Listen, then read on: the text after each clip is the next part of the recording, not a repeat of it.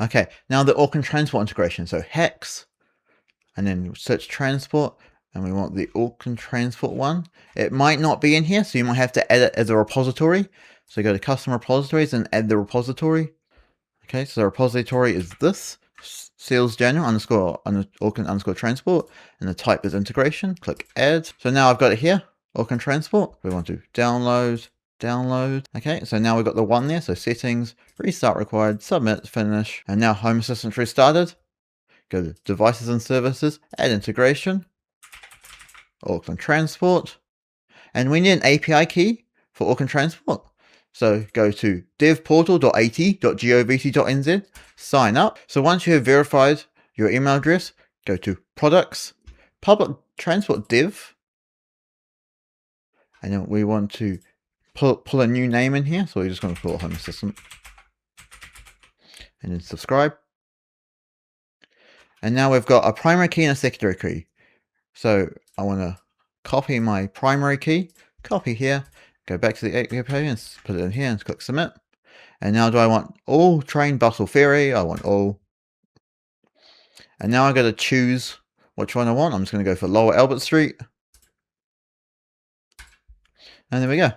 Now my bus, now I got tracked the Lower Albert Street bus. So the next bus leaves at 9:25 a.m. And that is, if we go down here, it's an NX1 going to Albany Station. And you can use, so for example, you can use an automation.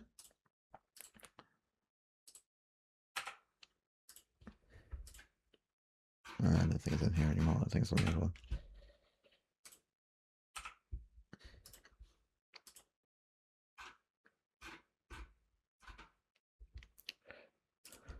You can use an automation like this, where I got once it changes, when the schedule time changes or the delay changes, I've got an action here. So it says send it to Auckland Transport. So the stop name, so it poses the stop name, and then it poses the stop name route, and then it's scheduled at this time, and then if it's running early, late, or on time, and then it posts the actual time down here. So if the ETA is different than the actual scheduled time, it posts the actual time down here.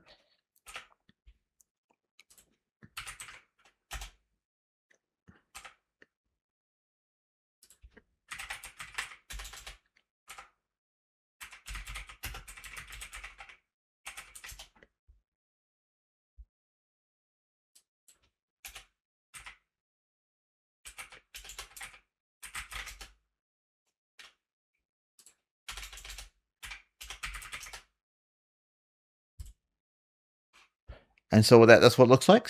So I got stop A, Lower Albert Street, the route, where it's going to, scheduled, and then it says on time.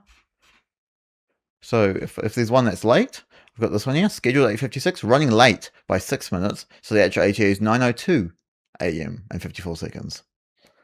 So that's what that looks like. And so you can just run that for every time.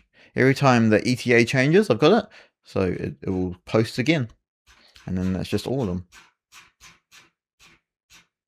So everything that leaves from stop A on Lower Albert Street, I've got there, but I've also got one for High Business Coast. So I've got those two running all the time. Unfortunately, with this one, you can only have 2 stops because you're only allowed 10,000 API requests per week. So if you do want more, then you have to use this one for your main 2, and then use the public transport departures for the other ones. So with Auckland Transport, you can only have 10,000 API requests per month. And so with this, I'm exactly using about 9,900 API requests per month.